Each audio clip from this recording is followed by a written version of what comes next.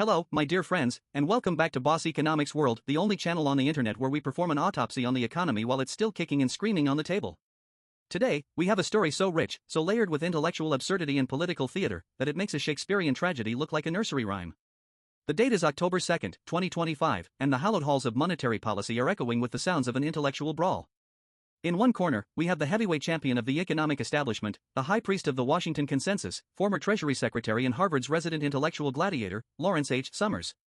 And in the other corner? The new kid on the block, the freshly minted Federal Reserve Governor, Stephen Miran, a man who, until about 5 minutes ago, was serving as President Trump's chief economist in the White House. The stage for this PhD-level smackdown was the prestigious New York Economic Club. Governor Miran, in his maiden speech, decided to unveil his grand theory for why the Federal Reserve needs to slash interest rates. Not just a little trim, mind you. He argued the Fed's policy rate is roughly 2 percentage points too high. For those of you keeping score at home, that's not a rate cut, that's a rate demolition. He was essentially calling for the monetary equivalent of taking a sledgehammer to a Swiss watch. And Larry Summers, watching from the sidelines, reacted with the kind of brutal intellectual honesty that has made him both feared and revered. He went on Bloomberg TV and delivered a verbal takedown so severe, it should have come with a trigger warning for tenured economists. His words, and I quote, "I cannot remember an analytically weaker speech." If this was the best case for the radical reduction in interest rates that President Trump has been advocating, then that case is even weaker than I had previously supposed. He wasn't done. He twisted the knife with a jab that will be quoted in economics textbooks for years. Harvard's got plenty of grade inflation, but even so, Stephen Miran's analysis would not have been worthy of a passing grade in even an advanced undergraduate course. Ouch. That's not just criticism, that's an intellectual execution. So, what is this fight really about? On the surface, it's a wonky debate about something called the neutral interest rate, or as we eggheads like to call it, R*.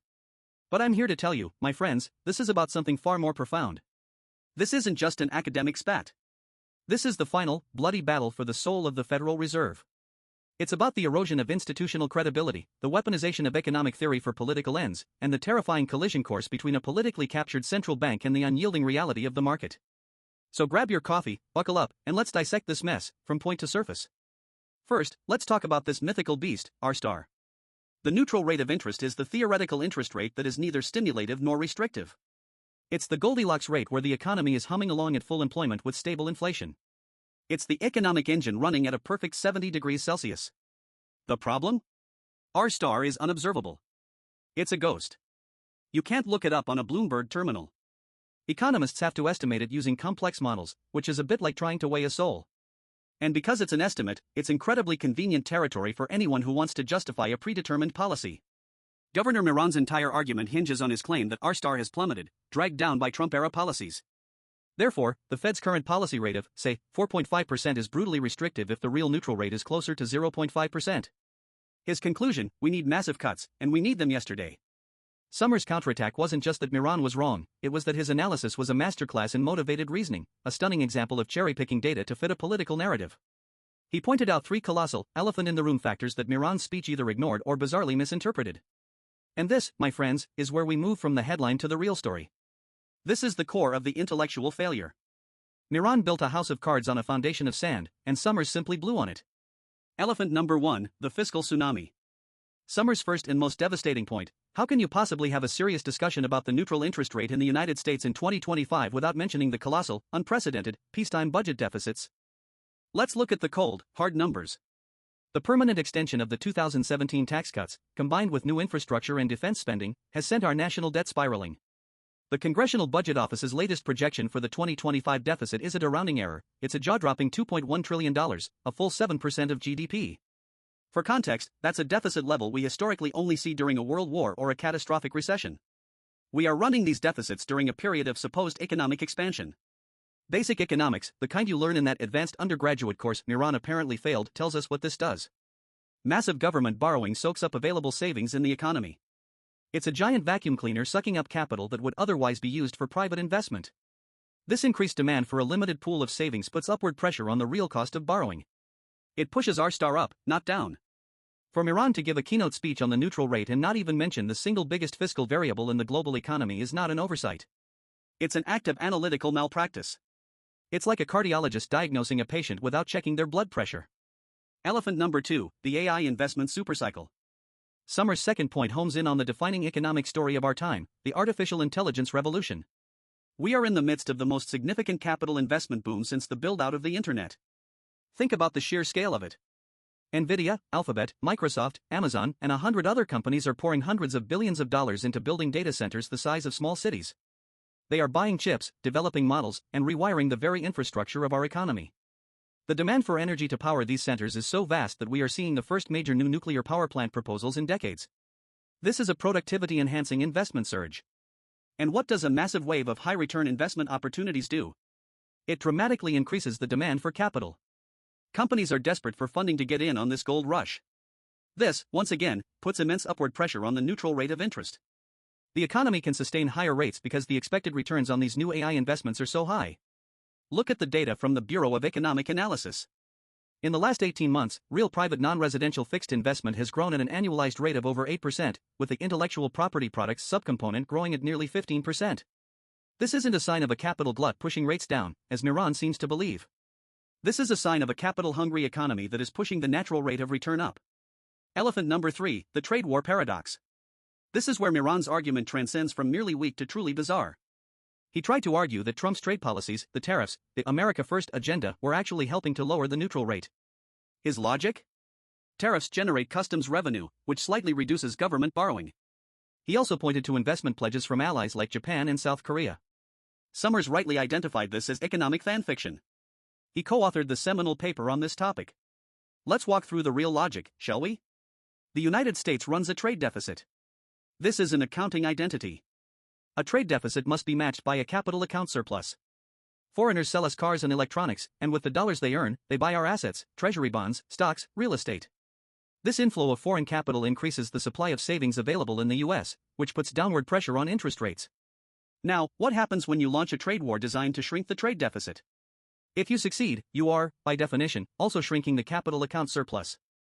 Fewer dollars are flowing back into the country to buy our bonds. This reduces the supply of available savings, putting upward pressure on the neutral rate. Miran's argument that a few billion in customs receipts offsets the hundreds of billions in lost capital inflows is like saying you've plugged a hole in a dam with a piece of chewing gum while a new, larger hole has just opened up right next to it. It's a fundamentally unserious analysis of global capital flows. So, why does any of this matter to you? Who cares if two economists in $1,000 suits are having a spat over a theoretical variable? You should care. Because this isn't an academic debate. This is a political coup, and it has profound implications for your savings, your job, and the value of your currency. Theme 1, the assassination of Fed independence. Stephen Miran's appointment was not a fluke. It was the culmination of a multi-year political project to break the independence of the Federal Reserve and turn it into a tool of the executive branch. We've seen this movie before. In the 1970s, President Nixon leaned heavily on his Fed chair, Arthur Burns, to keep interest rates low to boost his re-election prospects. The result? The Great Inflation, a disastrous decade of economic misery, soaring prices, and stagnant growth that was only broken when Paul Volcker took the helm and induced a brutal, but necessary, recession to restore the Fed's credibility. Credibility is the only real currency a central bank has. It's the belief by the public and by markets that the Fed will do what is necessary to maintain price stability, regardless of political pressure. The moment that credibility is lost, inflation expectations become unanchored.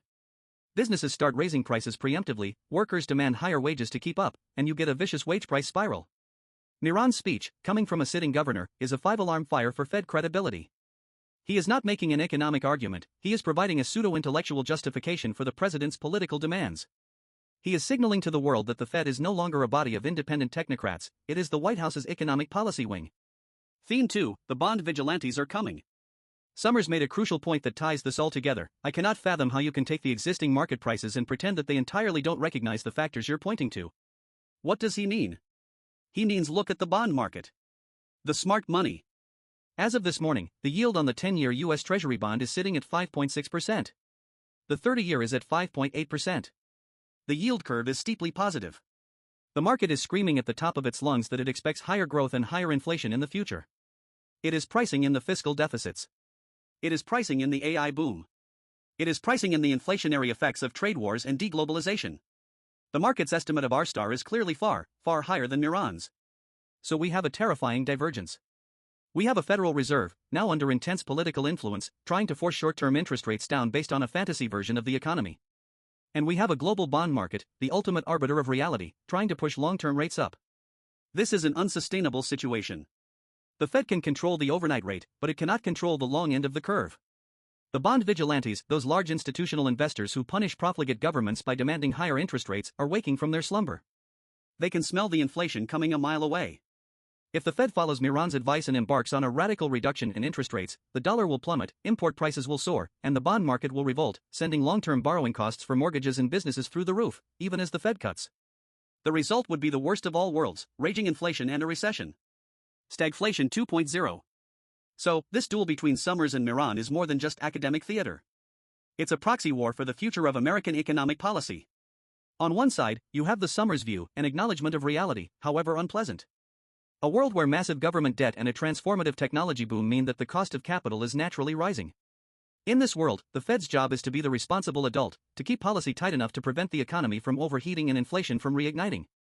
On the other side, you have the Miran view, a politically convenient fantasy. A world where you can have massive tax cuts, huge spending, and protectionist trade policies, and somehow conjure low interest rates out of thin air by torturing an economic model until it confesses. This is a dangerous path, my friends. We are witnessing the systematic dismantling of one of the core pillars of our economic stability in real time. The fight over R-star is a smokescreen. The real fight is about whether our monetary policy will be guided by data and logic, or by political expediency and wishful thinking. The market is already placing its bets. The question now is whether the institution of the Federal Reserve has enough integrity left to listen to the market's wisdom over the whispers from the White House. Because if it doesn't, the failing grade Larry Summers gave to one-man speech will soon be the grade the world gives to the entire U.S. economy. Stay cynical, stay solvent. I'll see you next time.